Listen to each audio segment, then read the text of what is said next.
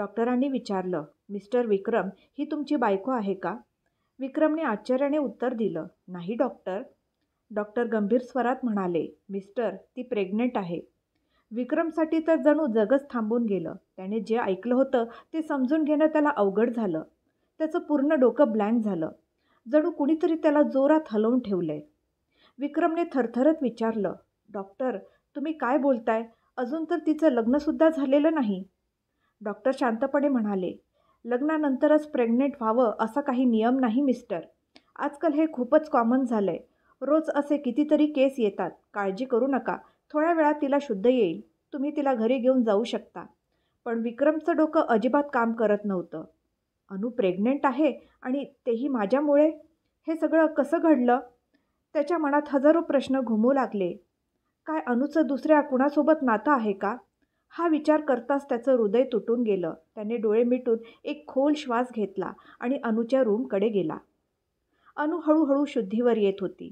आजूबाजूला पाहत ती उठून बसण्याचा प्रयत्न करू लागली. नर्स म्हणाली, सर, तुम्ही थोडा वेळ बाहेर जाऊ शकता का? पेशंटला इंजेक्शन द्यायचं आहे.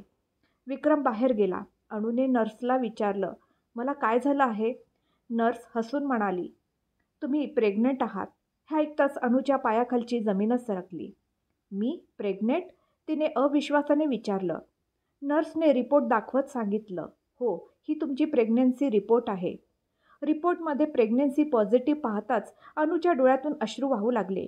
तिने तोंडावर हात ठेवला आणि रडू लागली. तिला ओरडून रडायची इच्छा होत होती, पण तसं करू शकत नव्हती. हे बाळ विक्रमचं आहे, पण ही गोष्ट मी विक्रमला कसं सांगू? अनु मनातल्या मनात म्हणाली, विक्रम सर, हे बाळ तुमचंच आहे, आपलं बाळ. तुमच्या प्रेमापासून मी नेहमी स्वतःला दूर ठेवलं, पण आज तेच प्रेम माझ्याकडे आपल्या बाळाच्या रूपात परत आलंय. मी तुमच्या प्रेमाला कधी पूर्णपणे अनुभवू शकले नाही आणि आता मी तुमच्याच बाळाची आई होणार आहे. का सर, का आलात तुम्ही माझ्या आयुष्यात? मी कधीच कुणाच्या प्रेमाची किंवा आधाराची अपेक्षा केली नव्हती, पण तुम्हाला पाहिल्यावर मी माझ्या मनाला थांबवू शकले नाही. तुमच्या प्रेमात पडल्याशिवाय मला राहवलं नाही, पण मी कधी व्यक्त केलं नाही. जर मी माझ्या मनातील गोष्ट सांगितली असती तर तुम्ही कधीच मागे हटला नसता. हेच कारण होतं की मी तुमच्यापासून दूर राहिले. पण आपल्यामध्ये हे सगळं कसं झालं? तुम्हाला न सांगता सगळं घडलं. जर तुम्हाला कळलं असतं तर कदाचित आज मी या अवस्थेत नसते. अनु हळू आवाजात म्हणाली, आता मी तुम्हाला हे सांगू शकत नाही आणि मला या बाळाला गमवायचंही नाही. मी या सत्याचा सामना कसा करू? अनु आपल्या पोटावर हात ठेवून फुटफुटून रडायला लागली. आता मी तुझ्या बाबांना कसं सांगू की हे बाळ त्यांचंच आहे? कुणीही माझ्यावर विश्वास ठेवणार नाही. माझ्याकडे या सत्याला सिद्ध करण्यासाठी कोणताही पुरावा नाही. पण बाळा, आता तू माझ्यासोबत आहेस, माझ्या पोटात आहेस. आता मला या दुनियेशी लढावंच लागेल, फक्त तुझ्यासाठी. अनु रडत म्हणाली, का बाळा? तू का आलास माझ्या आयुष्यात? तू मला इतकं कमजोर का बनवलं? अणूचं दुःख अजूनच वाढलं. पण ही कथा इथे संपली नव्हती. चला बघूया अणू आणि विक्रमच्या या कथेची सुरुवात कुठून झाली होती. पूर्व दिशेकडून सूर्याने आपली किरणे पसरवली होती. सूर्य उगवताच लोक आपापल्या कामात गुंतले. हैदराबादच्या मध्यमवर्गीय भागात एक छोटंसं घर होतं. 2 खोल्या, छोटंसं स्वयंपाकघर आणि बाहेर बाथरूम. या घरच्या अंगणात एक मुलगी साध्या कॉटनच्या सूटमध्ये दुपट्टा कमरेला बांधून 3 टबभर कपडे धुवत होती. 2 तासापासून ती सतत कपडे धुवत होती. थकून शरीर चूर झालं होतं, पण हे तिचं रोजचंच होतं. कपडे धुवून ती पुन्हा त्यांना पाण्यात बुडवून वाळत घालू लागली. अचानक घरातून एक मोठा कठोर आवाज आला, ए अनु, कुठे मेलीस? हे ऐकताच अनु घाबरली. घाईघाईने कपडे तारेवर वाळून ती धावत घरात आली. एक भारी भक्कम स्त्री समोर उभी राहून ती म्हणाली, आई, बोलावलंत का? ती स्त्री संतापाने घुरून म्हणाली, बोलावलं नाही, ओरडले होते. कानाला काही ऐकू येत नाही का? तुझ्यासारखी घाणेरडी मुलगी 2 तासापासून कपड्यावरच पडून आहे. इतका वेळ लागतो का कपडे धुवायला? जेवण बनवायची वेळ झाली आहे, हे दिसत नाही का तुला? अणू घाबरत म्हणाली, सॉरी आई, आत्ताच बनवून आणते. ती धावत स्वयंपाकघरात गेली आणि केलेलं जेवण प्लेटमध्ये वाढून आणलं. त्या स्त्रीचं नाव होतं रत्ना, अणूची सावत्र आई. रत्नाचं एकमेव काम होतं अणूला त्रास देणं, दुःख देणं. सकाळपासून रात्रीपर्यंत घरचं सगळं काम अणूच करायची. आजारी असली किंवा थकली तरीही तिला सूट नव्हती. चूक झाली तर रत्ना दुप्पट काम करवून घ्यायची. अणूने जेवण दिल्यावर ती वळताच रत्ना नाक मुरडून म्हणाली, छी, ही काय पहिली वेळ आहे का तुझी स्वयंपाक करण्याची? तुझ्यासारख्या घाणेरड्या मुलीचं जेवणसुद्धा असंच असतं. नीट जेवण बनवायलाही येत नाही तुला. खायला मात्र पोटभर खातेस, पण बनवायला का नाही येत? रत्ना संतापाने ओरडली. घाबरलेल्या अणूने हळूच म्हटलं, सॉरी आई, पुढच्या वेळी चांगलं बनवेन. रत्ना लगेच ओरडली, तुझ्या तोंडून कधी काही चांगलं झालंय का? रोज नाटक. चालती हो इथून. तुझं तोंड बघितलं की जेवण जात नाही मला. अणूने डोळ्यात आलेले अश्रू गिळून टाकले. तिने आपलं दुःख गळ्यातच दाबून टाकलं आणि बाहेर निघून गेली.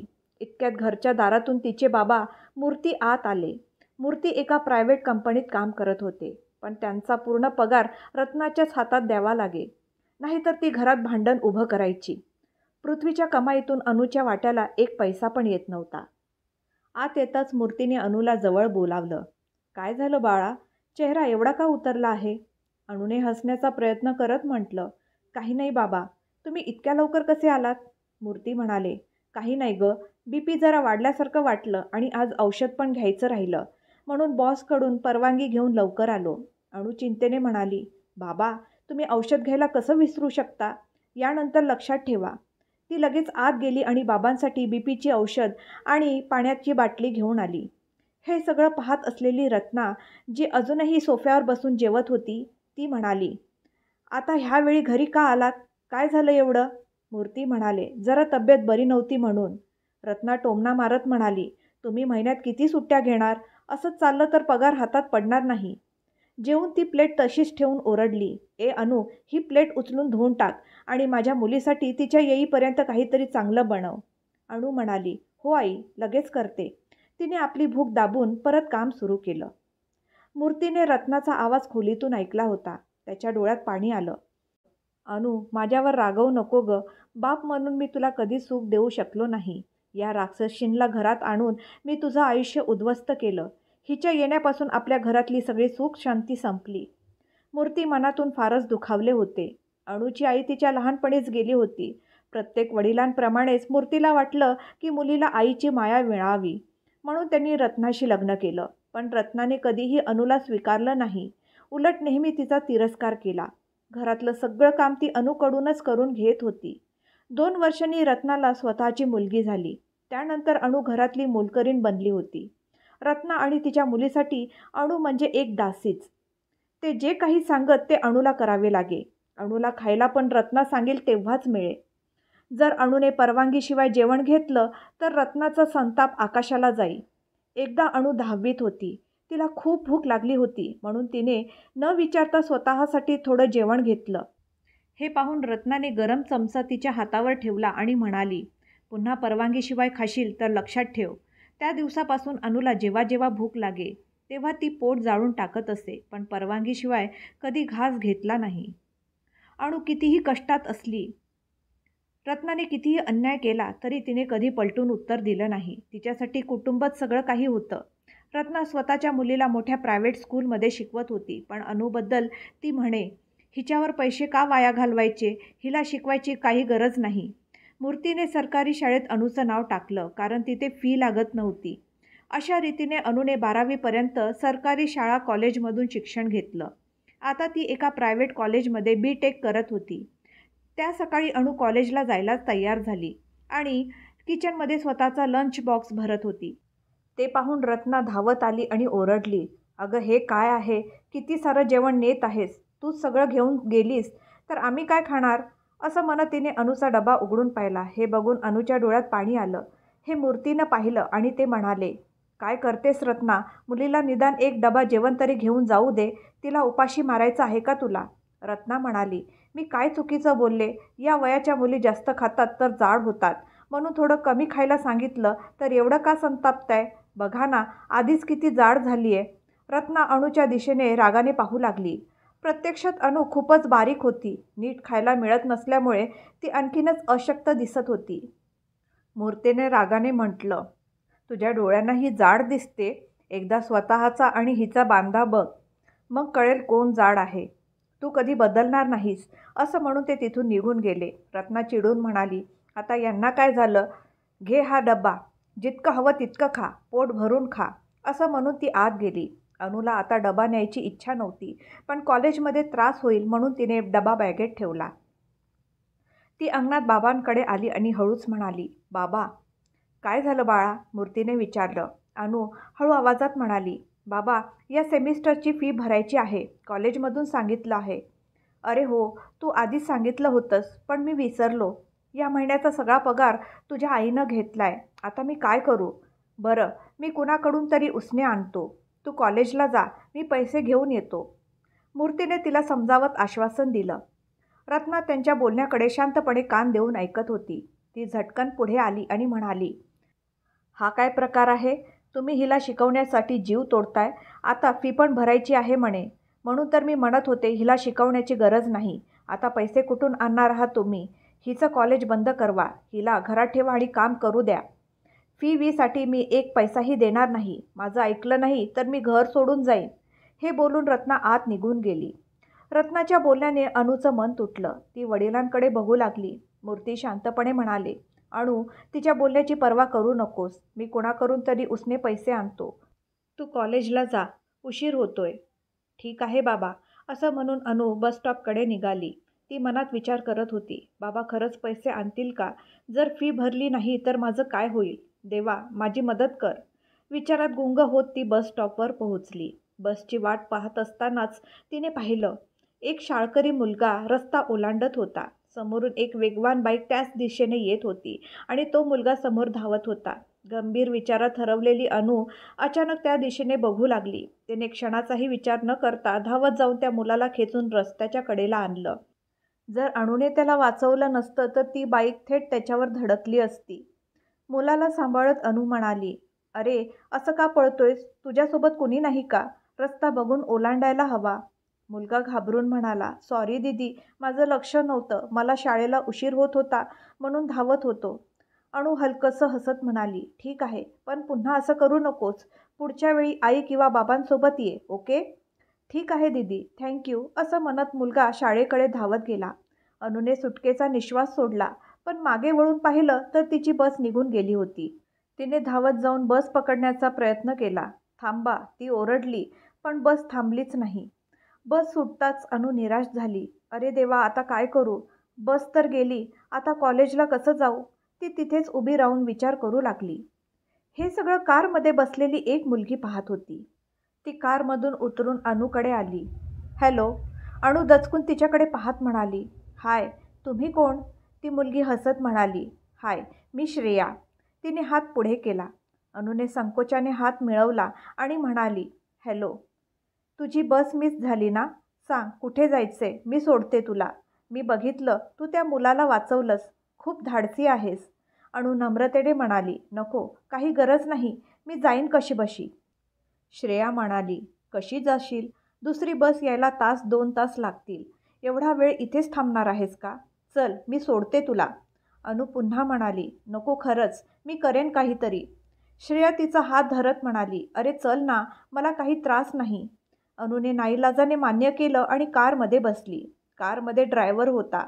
अनु शांतपणे खिडकीबाहेर बघत होती. अर्ध्या तासाने कार एका कॉलेजसमोर थांबली. अनु आश्चर्याने म्हणाली, मी तुम्हाला माझ्या कॉलेजचं नाव सांगितलं नाही. मग तुम्हाला कसं कळलं हे माझं कॉलेज आहे? श्रेया हसून म्हणाली, ओ, म्हणजे तूही इथेच शिकतेस? पण मला कधी दिसली नाहीस. काय, तुम्ही पण इथेच शिकता का? अनुने आश्चर्याने विचारलं. हो, मी ह्याच कॉलेजमध्ये शिकते. मला तू तुम्ही म्हणू नको, श्रेया म्हण. असं म्हणून श्रेया कारमधून उतरली. अणूसुद्धा कारमधून उतरली. दोघी कॉलेजमध्ये प्रवेश करत होत्या. तोच गेटवर काही मुलं रॅगिंग करत उभी होती. श्रेया म्हणाली, तू आत जा, मी माझी बॅग कारमध्ये विसरले, घेऊन येते. ठीक आहे म्हणत अनु आत गेली. गेट ओलांडताच मुलांनी तिच्याकडे पाहिलं. ए व्हाईट ड्रेसवाली, इकडे ये, एका मुलाने ओरडून सांगितलं. अनु संकोचाने त्यांच्या दिशेने जाऊ लागली. तिने व्हाईट कलरची अनारकली घातली होती. दुपट्टा एका खांद्यावर होता. तुझं नाव काय आहे? मुलाने विचारलं. अनुने हळू आवाजात म्हटलं, अनन्या भैया. हे ऐकताच बाईकवर बसलेला एक मुलगा, व्हाईट शर्ट आणि ब्लू जीन्स घातलेला, जवळपास 24 वर्षाचा, खूपच स्मार्ट दिसणारा, तिच्याकडे पाहू लागला. त्याला सगळे विकी म्हणत. अनन्या या नावासोबत भैया ऐकताच विक्रम म्हणजेच विकी तिच्याकडे बारकाईने पाहू लागला. अनुने मात्र मान खाली घातली. तुम्ही थांबा जरा. तू नाव काय सांगितलं? विक्रमने पुन्हा विचारलं. अनु हळू आवाजात म्हणाली, अनन्या सर. हे ऐकताच विक्रमने सुटकेचा निश्वास टाकला. देवा, हिने मला भैया नाही म्हटलं. बरं झालं, तो मनात म्हणाला. तेवढ्यात त्याच्या ग्रुपमधला एक मुलगा हसत म्हणाला, हिनं आपल्याला भैया म्हटलं ना, मग यालाही भैया म्हण. विक्रमने त्याच्या मानेवर हलकेच मारत म्हटलं, अरे ती कुणाला काय म्हणते याचं तुला काय? अनु संकोचून म्हणाली, सर आता मी जाऊ?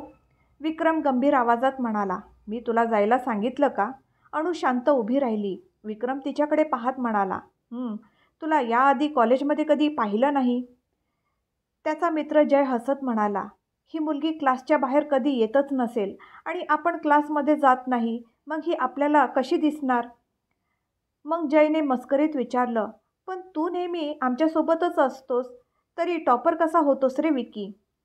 विक्रमने विषय बदलत अनुला विचारलं, तू कुठल्या ग्रुपमध्ये आहेस? अनुने हळू आवाजात उत्तर दिलं, B Tech first year, ECE, electronics and communication engineering. यावर जय म्हणाला, अच्छा, आपण फायनल इयरमध्ये आहोत म्हणूनच ही आपल्याला जास्त दिसली नाही. विक्रम हलकी स्माईल करत म्हणाला, ठीक आहे, आता जाऊ शकतेस, पण पुढच्या वेळी हा व्हाईट ड्रेस घालून माझ्यासमोर येऊ नकोस. अनुच्या लक्षात आलं नाही विक्रम असं का म्हणाला, पण तिने शांतपणे मान हलवली. विक्रम म्हणाला, बरं, मान हलवणं पुरेसं आहे, आता जा. अनु तिथून निघून आपल्या क्लासकडे जाऊ लागली. तेव्हा श्रेया तिच्या जवळ आली आणि तिच्यासोबत चालू लागली. श्रेयाने आश्चर्याने विचारलं, अरे तू अजून इथेच आहेस, क्लासमध्ये पोहोचली नाहीस? अनुने हळू आवाजात सांगितलं, नाही श्रेया, सिनियर्स तिथे उभे होते, त्यांनी बोलावलं म्हणून थांबले. श्रेयाने काळजीने विचारलं, अच्छा, ते तुला काही बोलले का? नाही, त्यांनी काही बोललं नाही. अनुने हलकं हसत उत्तर दिलं. श्रेया आत्मविश्वासाने म्हणाली, ठीक आहे, पण जर त्यांनी काही बोललं ना तर मला सांग. माझा भाऊसुद्धा या कॉलेजमध्ये फायनल इयरला आहे. जर मी त्याला सांगितलं ना तर तो त्यांना धडा शिकवेल. आणि तुला माहीत आहे का, माझा भाऊ या कॉलेजचा टॉपर आहे. अनुला माहीतच नव्हतं की ज्याने तिला रोखलं होतं तो श्रेयाचाच भाऊ आहे. जरी तिला हे कळलं असतं तरी ती काय करणार होती म्हणा.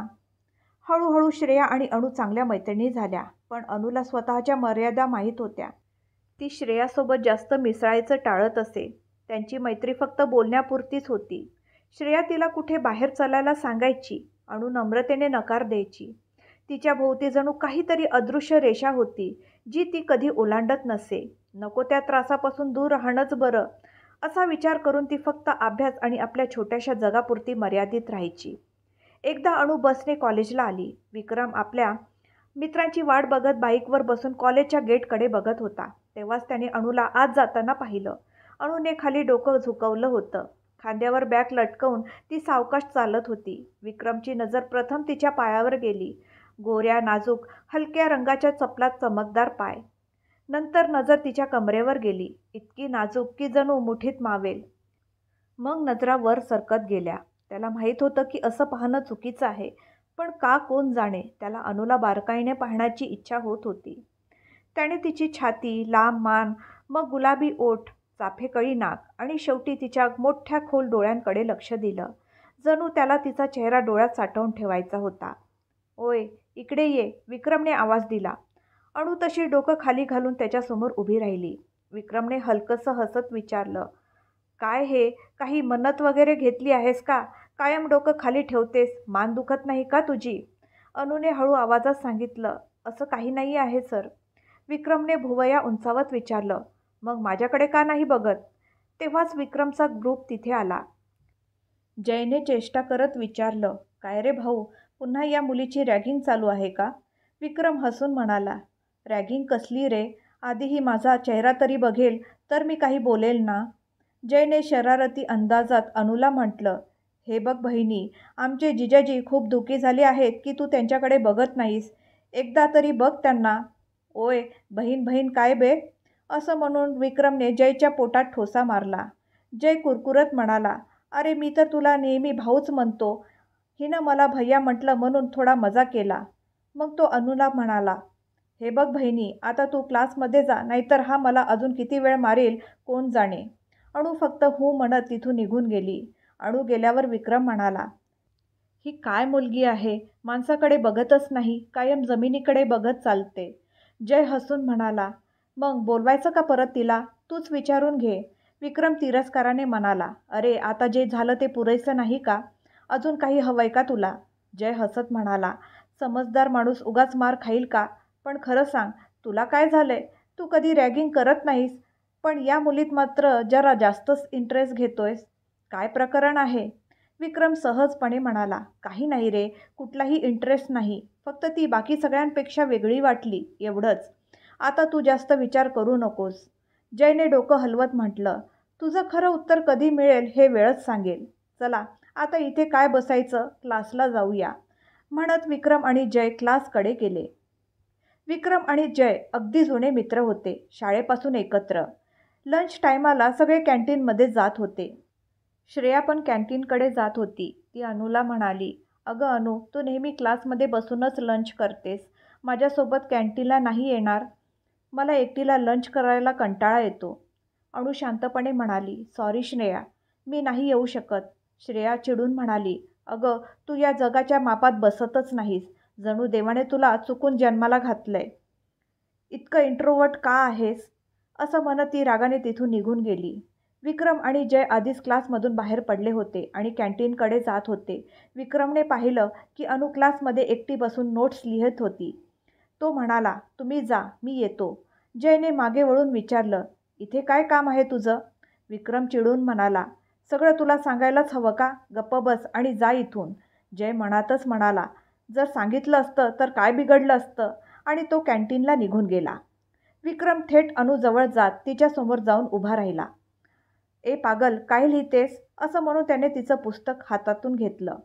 तरीही अनुने डोकं वर केलं नाही. पुस्तक बघून विक्रम म्हणाला, अच्छा, हाताने लिहत आहेस, छान लिहितेस. ओय, तुझ्या डोळ्यात काय आहे? कुणाकडे बघत का नाहीस? कुणाशी बोलताना कमीत कमी समोर कोण आहे ते तरी बघायला नको का? विक्रमने विचारलं. तरीही अनु गप्पच राहिली. विक्रम म्हणाला, काय झालं मुली, तुझ्या या शांततेने मला मारून टाकशील काय? बरं, ते जाऊ दे, लंच करशील? नंतर खाते, अनुने हळू आवाजात सांगितलं. आता काय झालं? विक्रमने विचारलं. काही नाही, हे पुस्तक पूर्ण करून मग खाते, अनु म्हणाली. हे नंतर लिहिता येईल, आधी जेव, लंचचा टाईम संपेल, विक्रमने ठामपणे सांगितलं.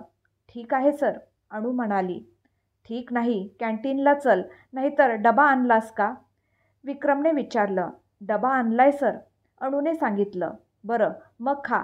असं म्हणून विक्रम बाहेर गेला. विक्रम बाहेर गेल्यावर अनु मनात म्हणाली, हा सर का वारंवार माझ्याशी बोलतोय? क्लासमध्ये येऊन विचारतोय की जेवलीस की नाही?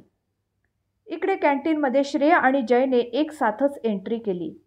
खाली टेबल बघून जय जाऊन बसला. हे बघून श्रेयासुद्धा जय जवळ गेली आणि त्याच्या समोरच्या चेअरवर जाऊन बसली. जय मोबाईल बघत होता. श्रेयाने मोबाईल काढून घेतला. ए, कोण आहे? जयने पाहिलं तर श्रेया हसत होती. जयने तिच्याकडे पाहून चेहरा वळवला. श्रेया म्हणाली, इतकं काय नाटक करतोयस? कॉल करते तरी रिसीव करत नाहीस, किती भाव खातोस? जय गंभीरपणे म्हणाला, तू मला का कॉल करत होतीस? श्रेया रागाने म्हणाली, का, तुला माहीत नाही का?